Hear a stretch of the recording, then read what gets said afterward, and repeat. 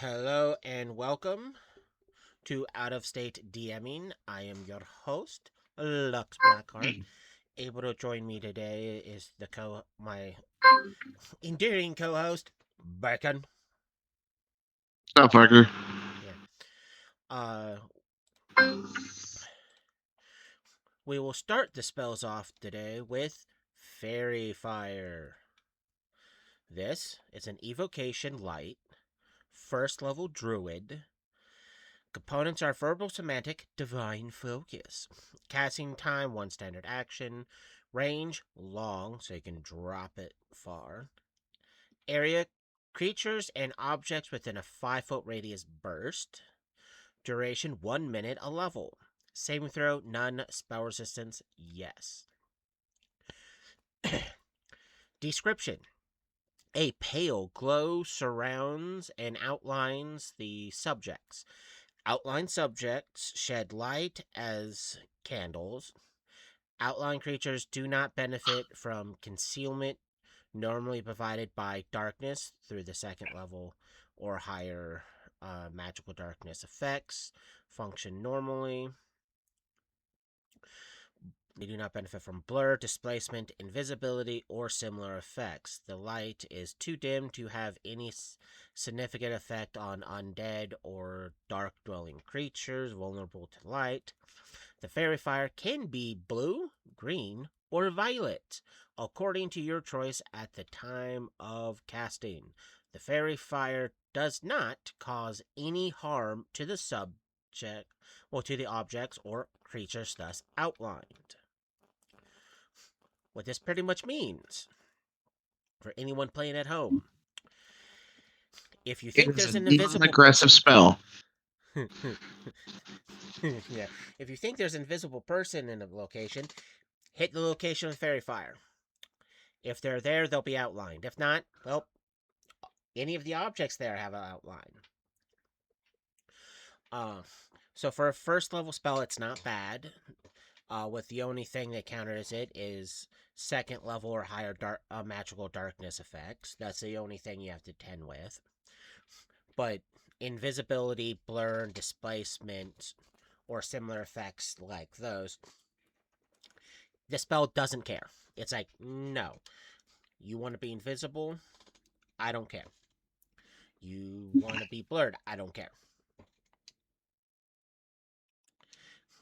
It is 100% no care given because, hey, you're outlined. Right. Uh, and despite the fact that this has a long shelf life, you can drop it hundreds of feet away.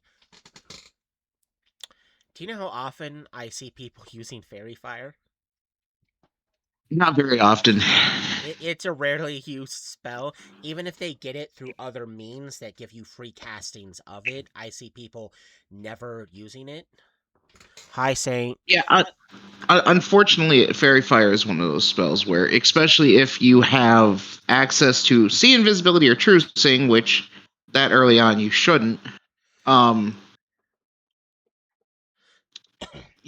Fairy Fire becomes irrelevant Yeah. Well, yeah, quickly. it can become obsolete when it comes to other casters of other classes or INF level to like, do see invisibility, invisibility purge, or true seeing.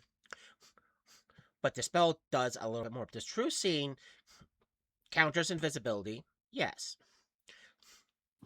Does it counter blur and displacement? Technically, no, because true seeing the creature you see it as it is.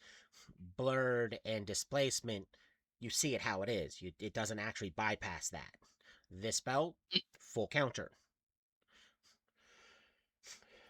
Right. One, this is a druid spell, so it gives druids the ability to go, is that invisible thing over there? Bam, now it's outlined and we can hit it. It is also an burst ability.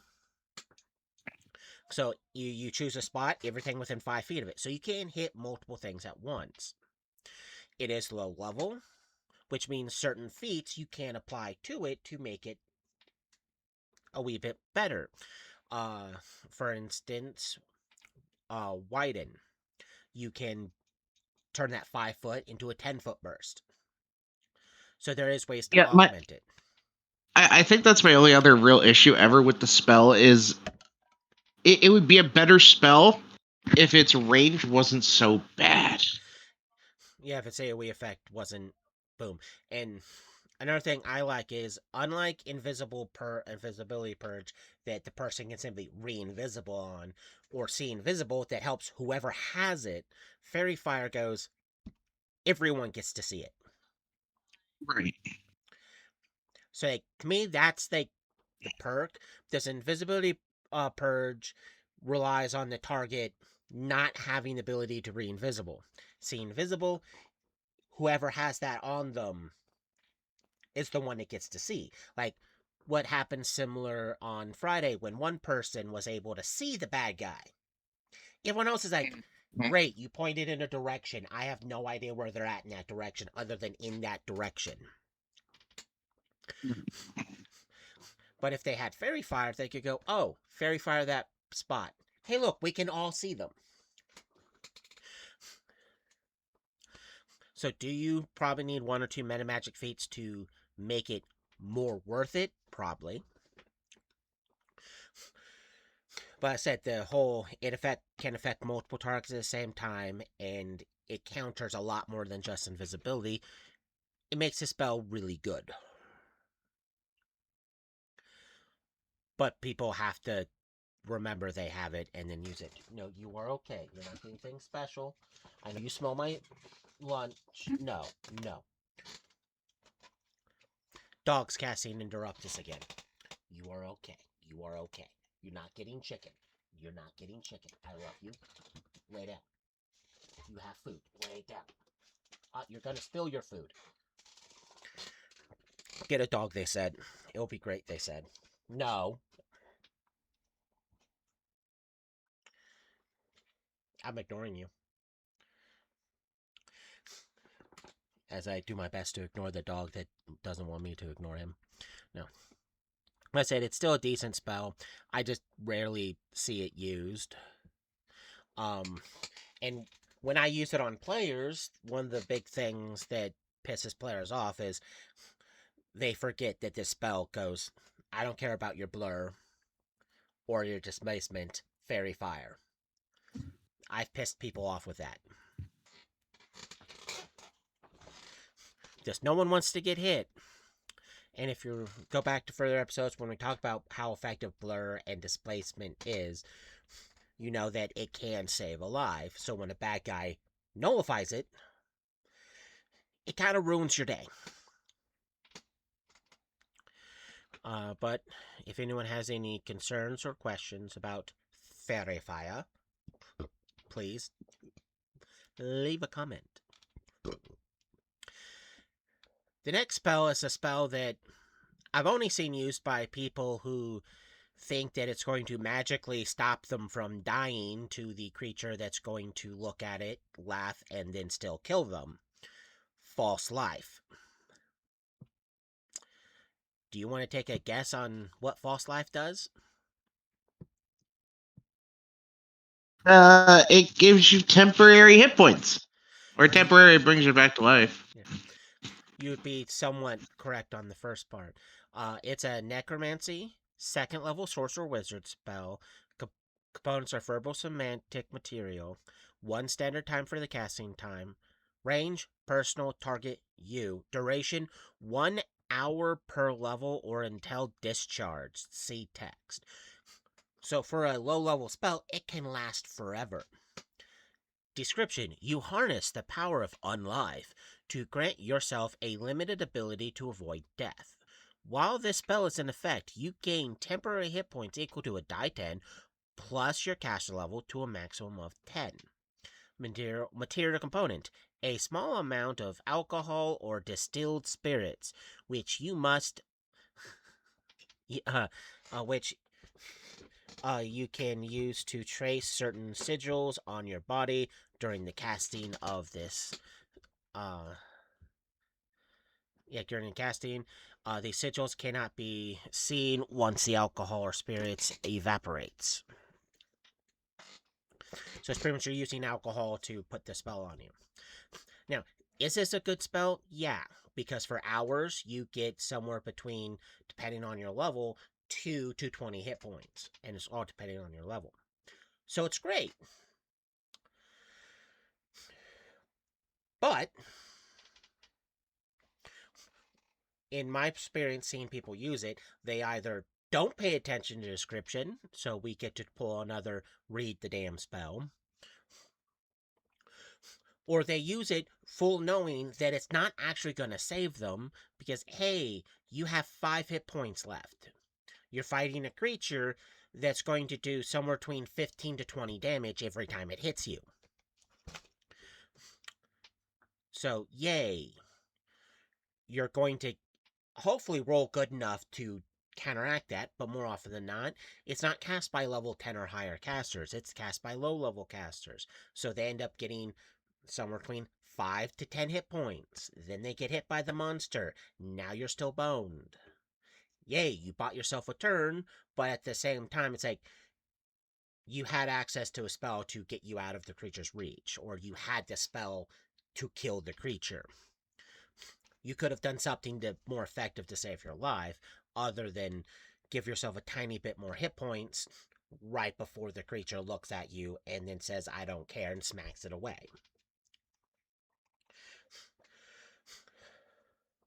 So it's only truly good with prep time. It lasts hours, and it's a spell that you're typically supposed to cast way before you enter in a certain position where you're going to need those extra hit points. But no one ever does.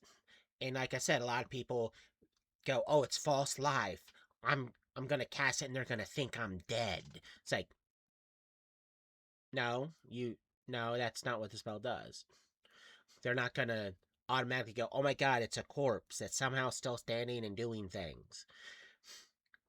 No, it just gives you hit points. So a lot of people just use the spell at the wrong time, or just think it does something it doesn't. And I'm happy to say you've never actually cast this spell, so I never had to worry about you being that stupid person. You need to stop, Goose. I love you, but stop. But if anyone watching this has any questions or concerns about false life, please leave a comment. The next spell is a spell I don't remember last time someone used it. False Vision. This is an illusion glamour. Level is 5th level Bard, Sorcerer, Wizard, 5th level Trickery Domain. Components are verbal, semantic, and material. Casting time, standard action. Range, touch, area. 40-foot radius emulation. Duration 1 hour per level. Saving throw, none. Spell resistance, none. Description. Any divination scrying spell used to view anything within the area of the spell instead receives a false image as the major image spell, as defined by you at the time of casting. As long as the duration lasts, you can concentrate to change the image as desired. While you aren't concentrating, the image remains static. Arcane material components.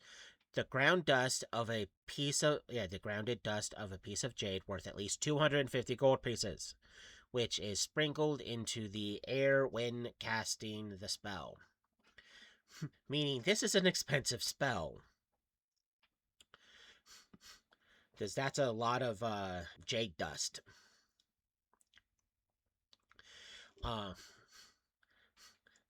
This spell is a decent spell, and a lot of people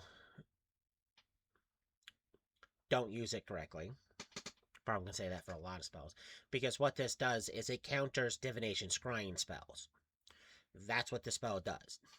So when they view you and you're within the area, they don't see you. They see whatever the image is supposed to be.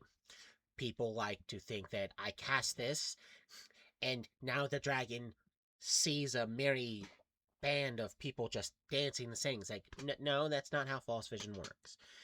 It doesn't counter things physically there. It counters divination spells. Well, divination scrying. So anything that counts as scrying, that's what it counters. It's not an actual mirror image spell. It only focuses people trying to spy on you feat of magic. So a lot of people have gotten pissed off because they used the wrong spell. Years ago, there was one point where a person argued that the spell should work like major image, no matter what, because it says as the major image spell, despite the fact that it makes whoever's who's doing the divination scrying on you see it. And then they argued that they should be able to freely switch to a different spell, despite the fact that they screwed up. It's like, no, you read your fucking spells, or at You're least comprehend your you're, spell. you're stupid, and it's supposed to be my problem. Got it. Uh, yeah. From the at least the spell section of the podcast, people watching probably pinpoint that a lot of problems with spells isn't the spell themselves, it's the person casting the spell, because they don't read the spell. They don't read a part of the spell. They nitpick certain parts of it because that part does what they want and they don't want to read the rest. And it's somehow the DM's fault when the spell doesn't work, when it doesn't do what they want. Because, well, it's not their bad, it's your bad. Because the DM should make things work the way they shouldn't, because the players want spells to do 20, 50, or 100 times more effective than what they actually are. Because like, the spell has its parameters. It's like this False Vision is an expensive spell, 250 gold pieces worth of ground jade dust. And this is one of the spells that a lot of players, they don't get that dust. They just assume that because they have assumed materials or they have this tiny little piece of jade that the spell's automatically going to work, despite the fact that it specifically needs dust of a piece of jade worth at least 250 gold pieces. So it's like, is that the ground dust of a piece of jade worth that much? No, it's just a normal piece of jade. Assume materials only covers spells that have a material component of 1 gold or less. No, it doesn't give you one gold piece discount on all your spells. It only works on spells uh, that are considered stupid cheap.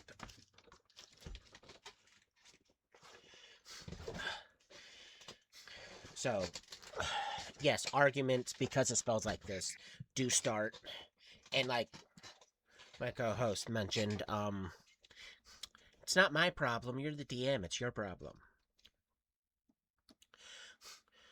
But if anyone has any questions, commentary, or anything like that, please leave a comment in regarding false vision.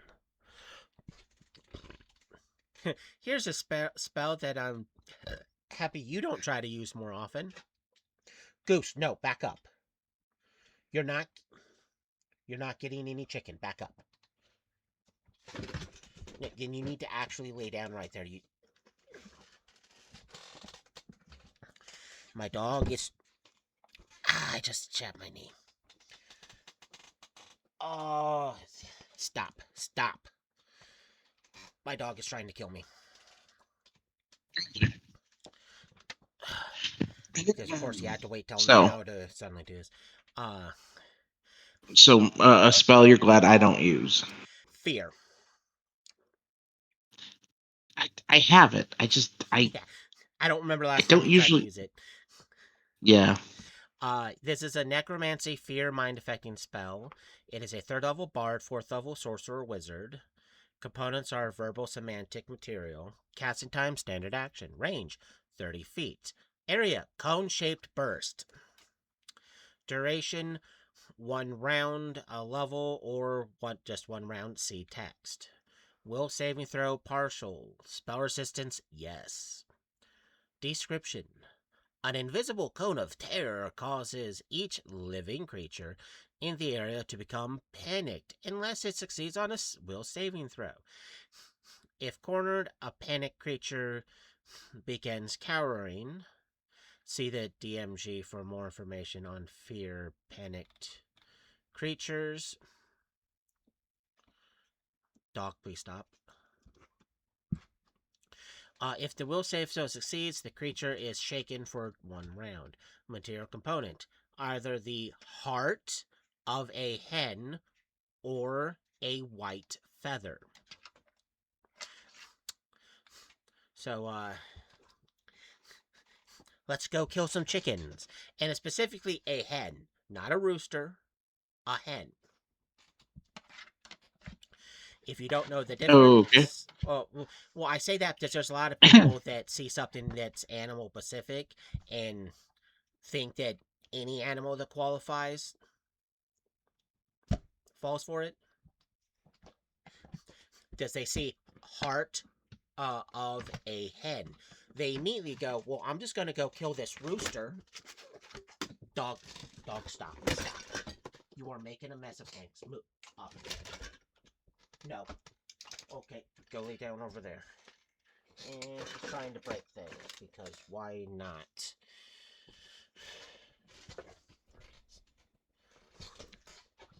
My dog secretly doesn't want me to do podcasting. No. But like I said, they hear heart of a hen and they think I can kill a rooster or anything that could be considered a hen. Yes, I use those air quotes because I've had to sit there and go, no, you can't kill that pigeon and use its heart to cast fear.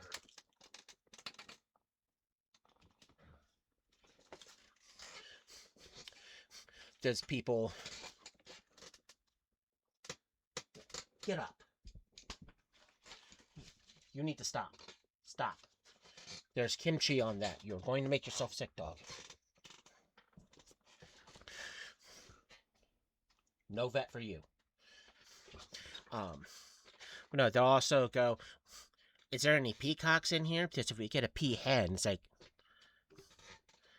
no, it's referring to the chicken, the female chicken. It's like, spells are pretty specific. And when I say people go, well, it only said a hen, it didn't say it had to be a chicken. It's like, that that that's what a hen is. that's what a hen is. You don't look at a cow and go, well, that's a hen. It's like, no, it's a cow. You don't look at a rabbit and go, that's a hen. No. You don't look at a turkey and go, we need that hen. Because when it comes to non-chicken related hens, they always put other words with it. Otherwise, people think of chickens. It also doesn't help in D&D terms. Chickens are extremely cheap and easy to get. And if you want to try to get free chicken hearts, because it doesn't say it has to be fresh, it just has to be a chicken heart, a hen heart. You can go to a butcher shop or a farmer that's butchering chickens and get a collection of hen hearts, because not everyone eats hearts of a hen. That's usually one of the things that they either give to other animals or they just get rid of. So it's not even a hard to get thing, but people will gladly waste time because it's like, it's not even a copper piece to get a freaking hen heart, because again, chickens are cheap. Throwaway pizza are even cheaper. And you have the two materials. Why are you even complaining? You have to, because people are stupid. Yeah. Uh, express fact, it is a decent spell because again, you can panic an entire group of creatures. And if if your DCs are high enough, you're not necessarily going to overly care because most people who cast a spell are sorcerers and wizards.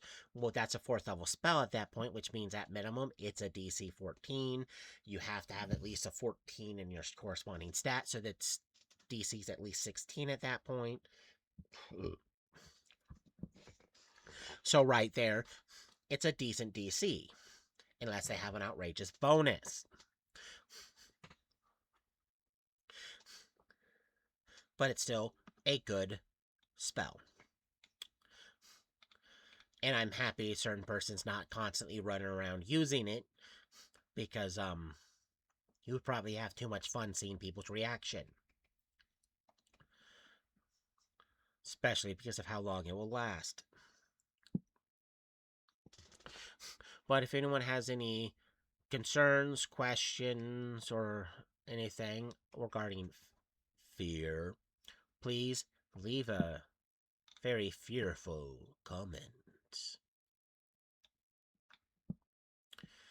The next spell,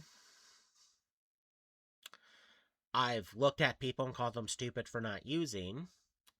I haven't called you stupid for not using this spell, primarily because you've already found ways to make this spell not super effective because you have other means. Featherfall. This is probably one of the most effective 1st level spells you're going to find. Before I go into it, do you want to take a guess on how effective Featherfall is?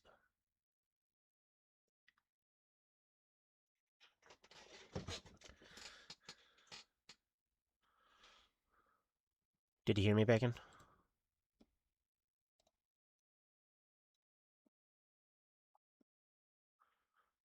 Okay, he's being quiet for a moment. The effectiveness of Featherfall, because it's a transportation, 1st level bard sorcerer. Components, verbal. Literally just verbal. Casting time, 1 free action. Range, close. Targets 1 medium or smaller creature. Free falling. One medium or smaller free falling object or creature per level. No, 2 of which may be more than 20 feet apart. Duration Sorry about that. Still suffering some effects from that nerve medication. Had to get up and run. Otherwise, I was pissing myself. I blame the doctors. I do too. Duration is until landing or 1 level per round. Or 1 round per level. Saving throw will negate harmless or will negate object. Don't know why you wouldn't want this on you. Spell resistance, yes. Object. Description. The affected creature or object falls slowly. Though faster than feathers typically do, feather fall instantly changes the rate at which a creature falls to a mere 60 feet per round, equivalent to the end of a fall from a few feet.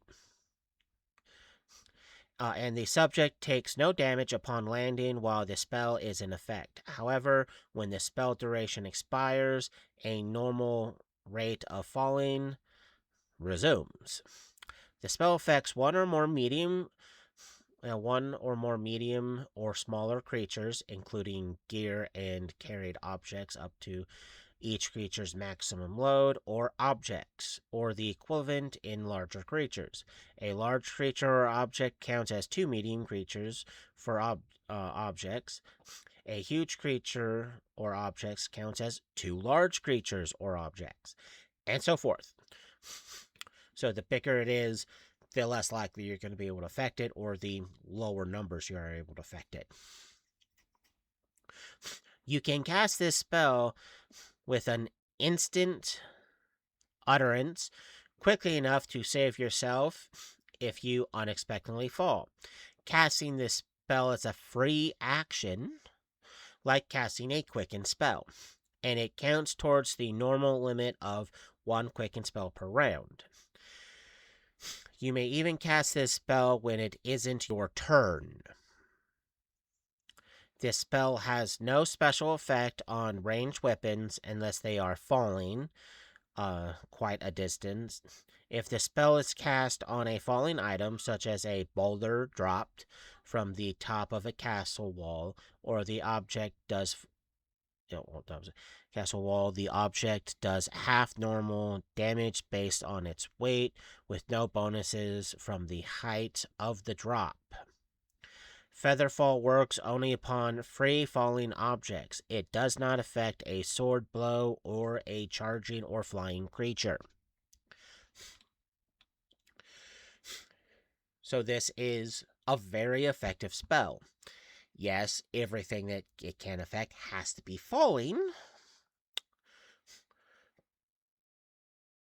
but it's still a really good spell because you wouldn't believe how many times as a player and a DM there's been circumstances where the party needed to get down from a high altitude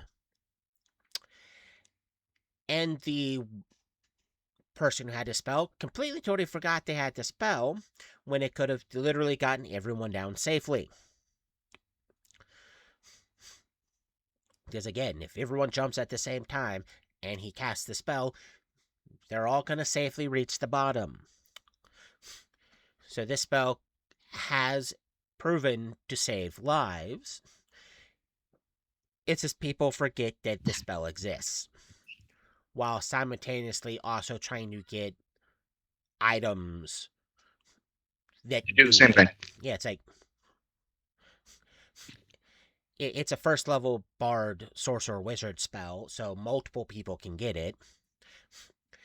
They forget that they can get it, or they go, well, it sucks, we need other things, and then 5 seconds later they're trying to get an item that does it.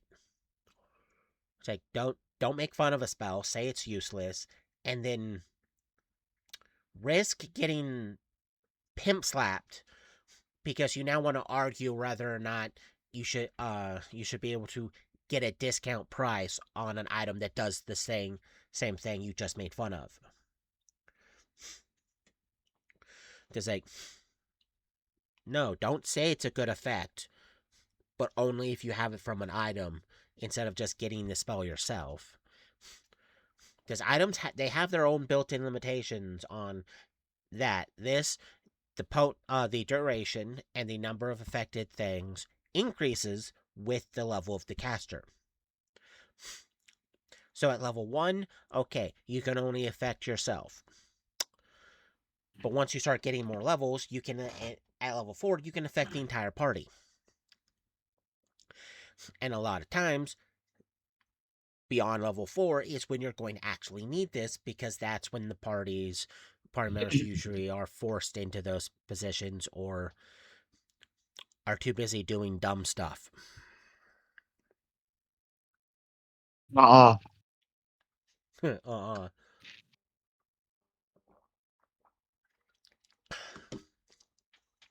No, but it's a really good, reliable spell. I especially like the fact that it takes up a free action because it's considered a already quickened spell that specifically states that you don't even have to be on your turn to cast it.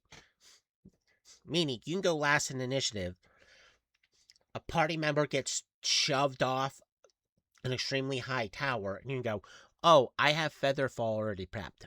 What's that mean? Oh, I get to cast it on another player's turn, or another person's turn. So, bam. They now get to safely fall to the ground without taking damage.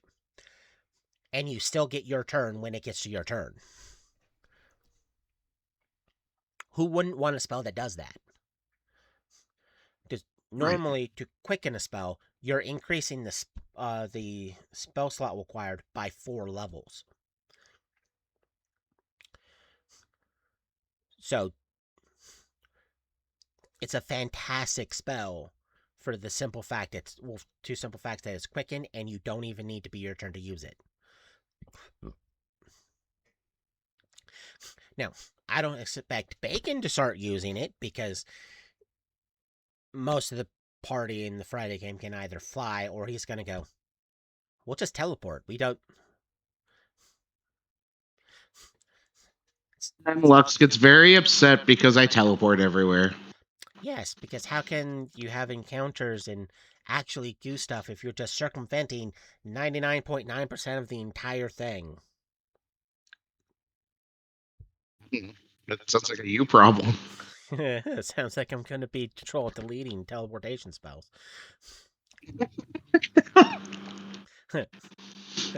Don't challenge me, I can do it. God. Ah. Suddenly the entire world's under a worldwide permanent dimensional lock. You guys heard it here first. He's purposely going to cheat a campaign because he doesn't like the way things are going. You say cheat, I say it's going to be. DM's prerogative. I'm going to say it's kind of hard to get to push the adventure forward if you're constantly shortcutting every freaking thing. You gave me access to both of the spells. I don't know. I don't see the problem here. Yeah, I'm rescinding that. No. Now you have to walk. Ah. Oh, hurt me bad. You've seen the things that happen when I go for walks. Do you Yeah. really want me walking around? It'll be a lot more eventful if you don't. No, you're not getting that chicken dog. No. Chicken bones are bad for dogs. No. No. Bad doggy. Yeah, he wants the bones. No. You already tried to snag the bones once. No. God, he acts like I never feed him. It's like, no. You have food. About to kick him out of the room. Clearly, you don't feed him. You cheeky dick waffle. No, but someone get back on topic. Featherfall is still a good, reliable spell. I recommend using it until you get to a point where the spell becomes obsolete, which only really happens if you have access to flight and teleport. By that means, I mean a majority of the party has it. Because if no one has the ability to fly, or those who have the ability to fly to teleport can't take everyone, Featherfall them. They'll eventually get to the bottom. But if anyone has any questions about Featherfall, please leave a comment. The next spell, I've used and made people rage quit with this spell because it's hilarious.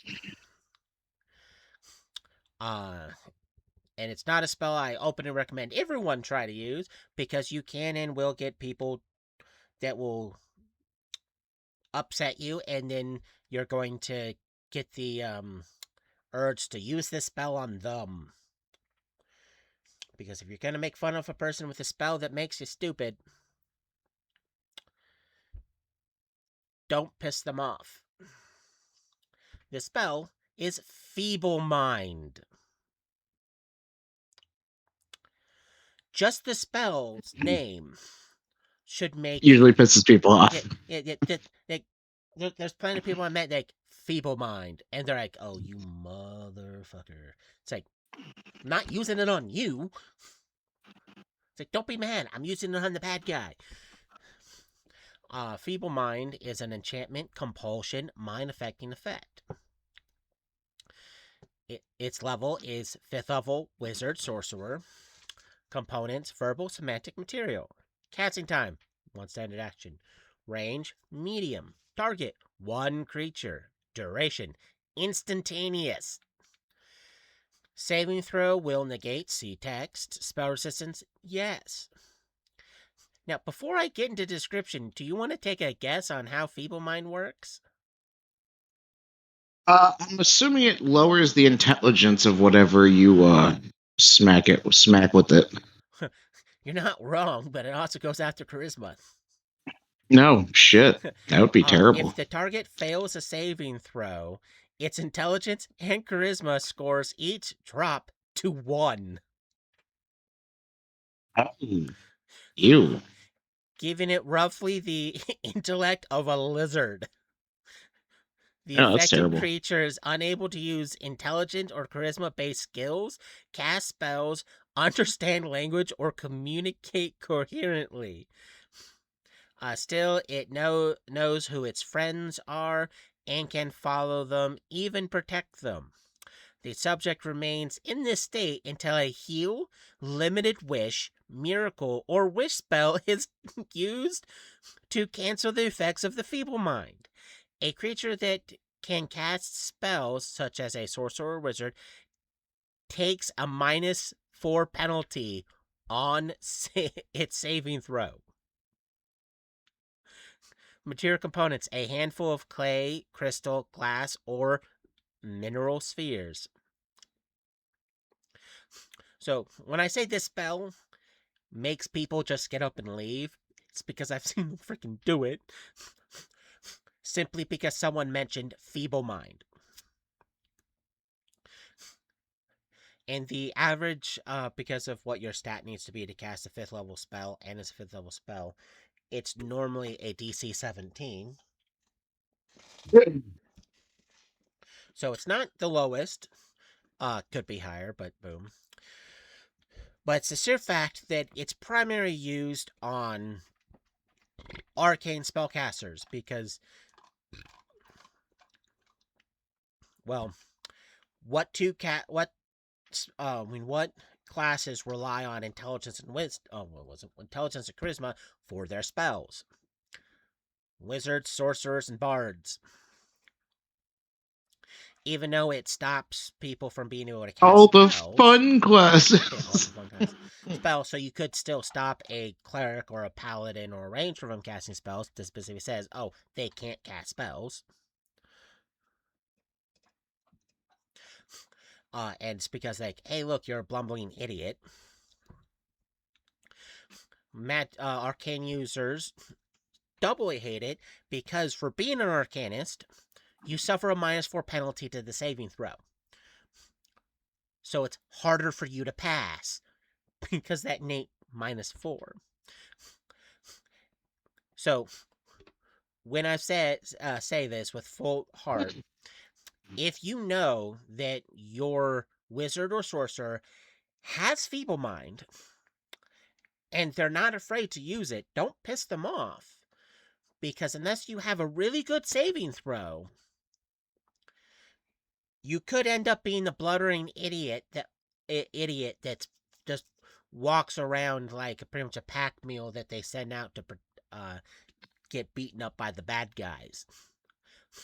Because you're too stupid to realize that they're the one that made you stupid. Because, well, you're stupid. And this is the ultimate dick move to hit other party members with, because nothing says get good, scrub, like your character literally not able to function correctly because you're nothing more than just a walking beat stick. Does not being able to use charisma or intelligent based stats can cripple so many of the classes. Yeah, pretty much it can decimate any of them.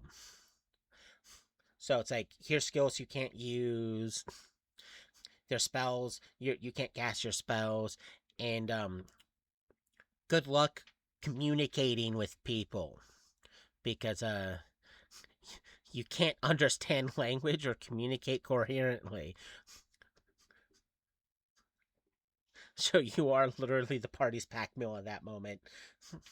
Does your character just reaches a level of eh.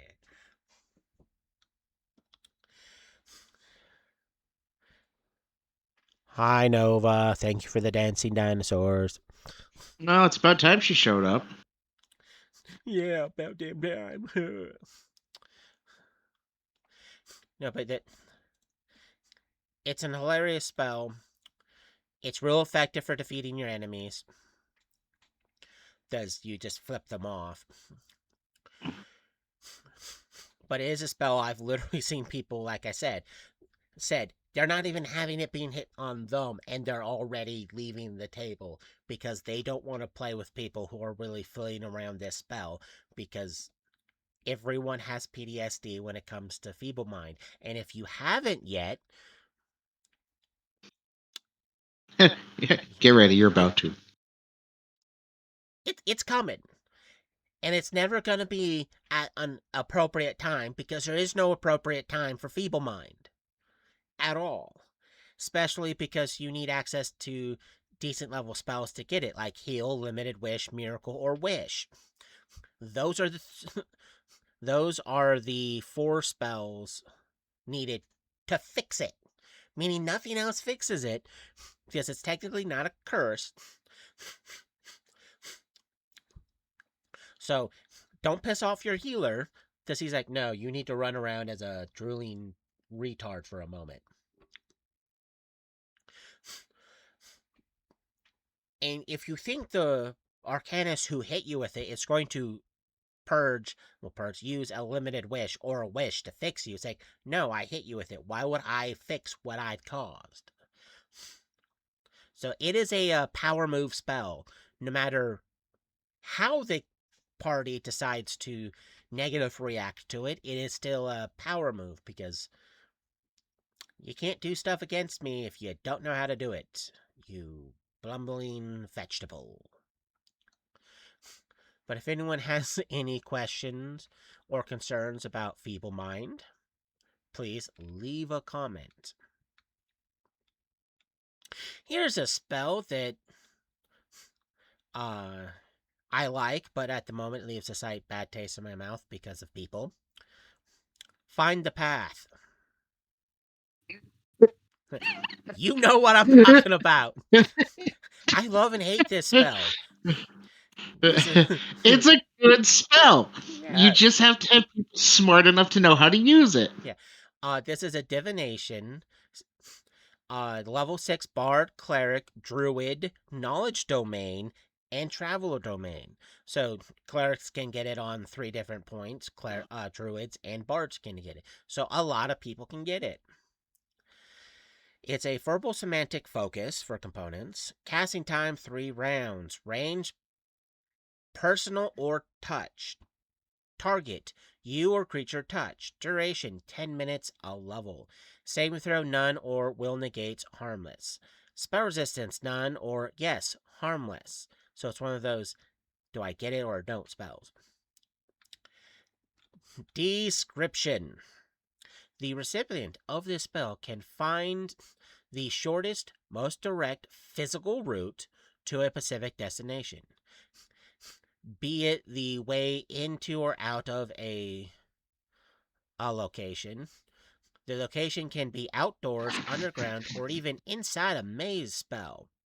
Find the path works with respects to location, not objects or creatures at a location. Thus, the subject cannot find the way to a forest where a green dragon lives, or a hoard of platinum pieces. But it Right. could So find, it has to be like a building. yeah, well, pretty much, yeah, it's a location. The building's correct. But it could find the exit to a labyrinth. The location must be on the same plane as you at the time of casting of the spell. The spell enables the subject to sense the correct direction that will eventually lead to its destination, indicating at appropriate times the exact path to follow or physical actions to take. For example, the spell enables the subject to sense trap wires, or the proper word to bypass a glyph of warding. The spell ends when the destination is reached or the duration expires, whichever comes first. Find the path can be used to remove the subject and its companions from the effects of a maze spell in a single round. That makes the spell really good. When we get to maze, you'll find the spell maze, you'll find out why. This divination is keyed to the recipient, not its companions, and its effect does not predict or allow for the actions of creatures, including guardians. Focus.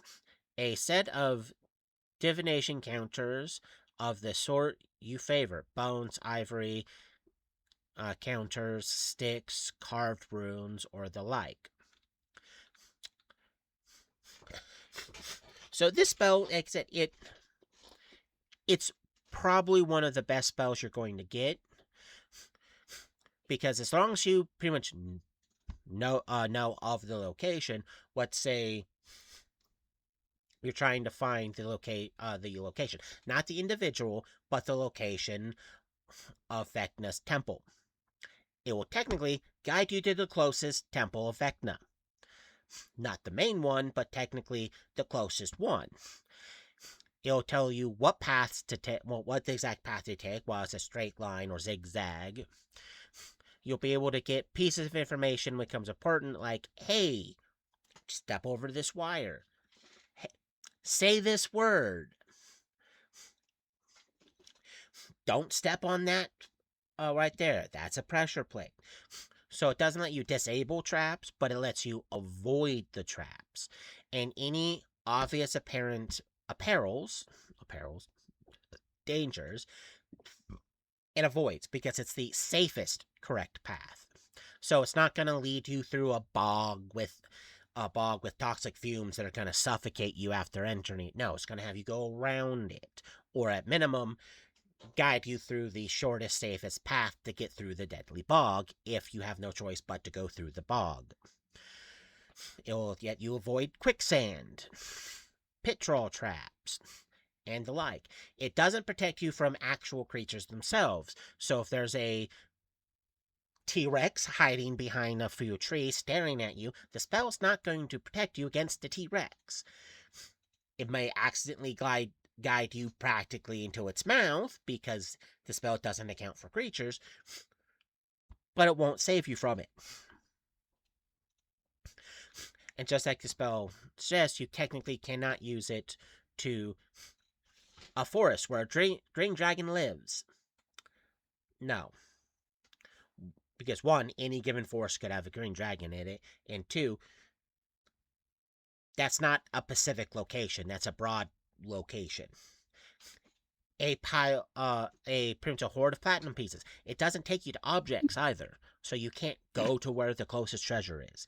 You have to have some sort of actual location in mind that's not too broad. So it has to be pretty freaking specific. So if worded correctly, when casting the spell, the DM can give you lots of leeway. Because DMs are allowed to use prerogative to give some leeway to their players when they are trying to get to locations. So as much as I'm a stickler for a lot of things, the spell does give that leeway. So as long as it's not used to locate a creature or an object, you're golden. So if you want to find the closest ice pool of an ice weird, it can take you to the closest ice pool of an ice weird. Because you're not looking for the weird itself, you're looking for the ice pool that it lives in. So you're going to the pool itself. If you want to find a dragon's lair, if the DM throws you a bone, you could say, find the path to the closest dragon's lair. The game can throw you a bone and go, okay, you're about 5 days walk from the closest dragon's lair. So as long as you're constantly casting this spell each day to make sure you're staying on the correct path, you can eventually get there. Because the way you word it, the DM could throw you a bone. So when it comes to being broad wording, you have to try to be less broad with it as possible. But it's still one of my favorite spells. It's a spell I recommend people utilize.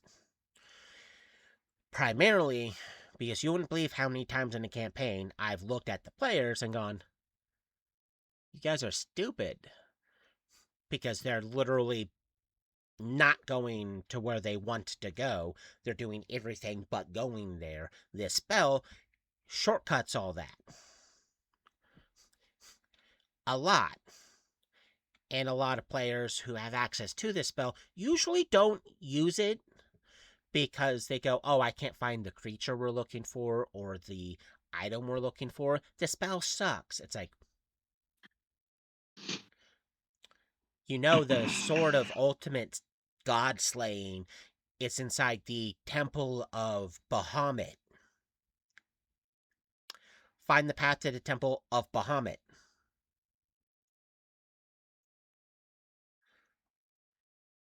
You know the I don't location. wanna. Don't make me. It's like, no, we wait. No, 5 months of worth of campaigns of game sessions. Did they ever make it to the temple? No, they all died because they decided to go 3 months in game the opposite direction of the temple. Why? Because for some stupid reason they're convinced it's that way when it's not. and find the path was not helpful in this situation. No, because they didn't use it. But they were convinced it's in this direction. Why? Because they know in this mountain, all the way over here, is a silver dragon. So, of course, the silver dragon's going to know where the Temple Bahamut is. The funny part is, they passed the temple on the way to the dragon.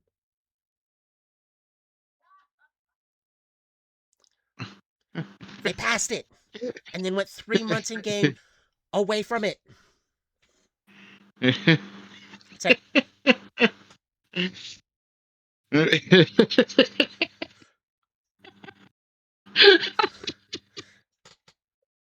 yes, that happened. Twice.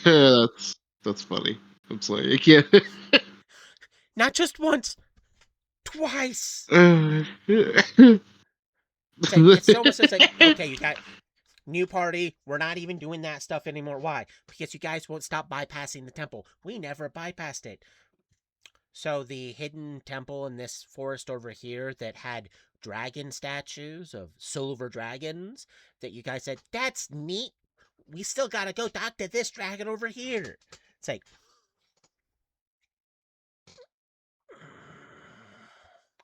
how many times did you get an actual ancient map that somewhat matched your map and told you where to even look? Nope, let's just go talk to this dragon over here. Of course he'll know. He's several hundred years old. He should know. It's like,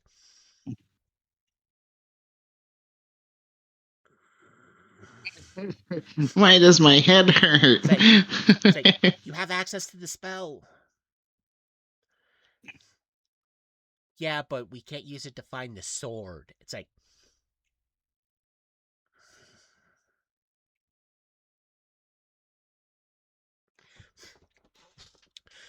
You hurt my head. yeah, it's like, this hurts my head, and I'm not an alcoholic, but sometimes people make me think I should become one.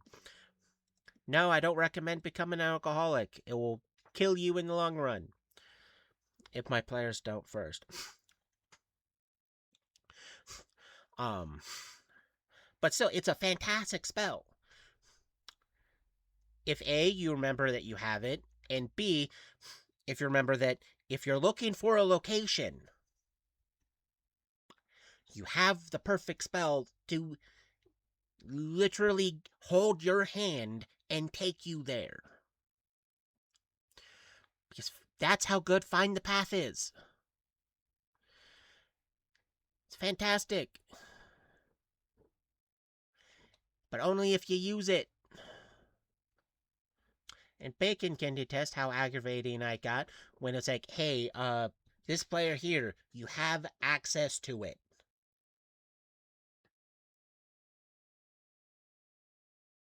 There was a lot of fighting.